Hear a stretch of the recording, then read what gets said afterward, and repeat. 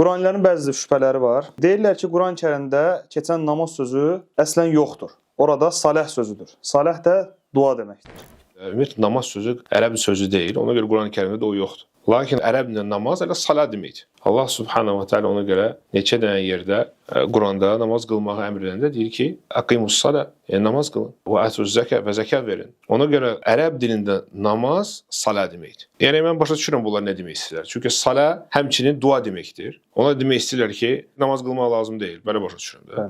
Bu əslində gözlənilirdi. Yəni onlar buna gətirirlər cəmaatı. Yəni dini qoymaq qırağa, tam dini yaşamamağa. Ona görə təəccüblü deyil ki, artıq namazın vacibliyini də belə şübhə altına qoyurlar. Bu məsələyə cavab olaraq birincisi başa düşmək lazımdır ki, Qurani-Kərimdə namaza çoxlu əmrlər var. Və namaz hətta vaxtları göstərir ki, filan vaxt Allaha namaz qılın, filan vaxt Allahı zikr edin. Və həmçinin də, məsələn, dəstəmaz ayəsinə baxsaq, Allah subhanahu ta'ala buyurur ki, Ya eyyuhellezine amenu, İzə kumtum iləs-salati, fəğsilu vucuhakum və eydiyakum ilal-marafiqi və amsahu bi rusikum və arjulukum ilal-kə'beyn. Nə deyir Allah subhanahu ta'ala? Namaza durduqda, namazdan qabaq dəstəmaz alın. Deyir, üzünüzü yuyun, əllərinizi yuyun, başınıza məs çəkin, ayaqlarınızı yuyun. Yəni bu adi dua olsaydı, dua üçün bunlar heç nə lazım deyil. Ya, sonra deyir Allah subhanahu ta'ala, fə in kuntum cunuban fattahharu. Cunub olsanız, yəni qusul almaq lazımdırsa, onda gedin qusul alın. Yəni bu adi dua olsaydı, duadan qabaq bəyəm qusul almaq lazımdır. Belə çıxır. Sözsüz ki, yəni bu Qurani-Kərimi əslində inkar eləməyəndir. Onlar özlərini Quranilər deyirlər.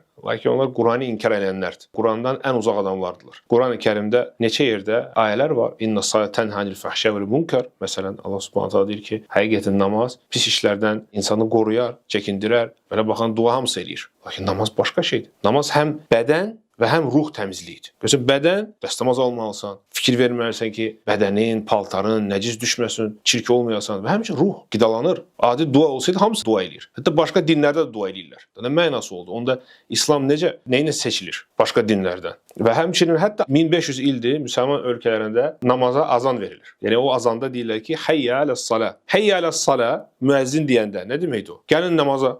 Onda belə çıxır ki, 1500 il bu azanlar boş-boşuna verilir. Bu müəzzinlərlə duaya çağırır. Deyirlər ki, Hayya aləs-salə, Hayya aləl-fələ. Şübhəsiz ki, bu insanlar əslində İslam düşmənlərinə xidmət edirlər. İslamda nə varsa onun hamısını şübhə altına qoyurlar, inkar edirlər və belə bir üsullarla. Ona görə azandır, iqamədir, namazdır, Qurandır. Hamısı onu göstərir ki, salə burada namaz deməkdir. Və nəinki namaz. Hətta as-salə, namaz, yəni 5 sütun var İslamın, onun əsas sütundur la ilahe illallahdan sonra.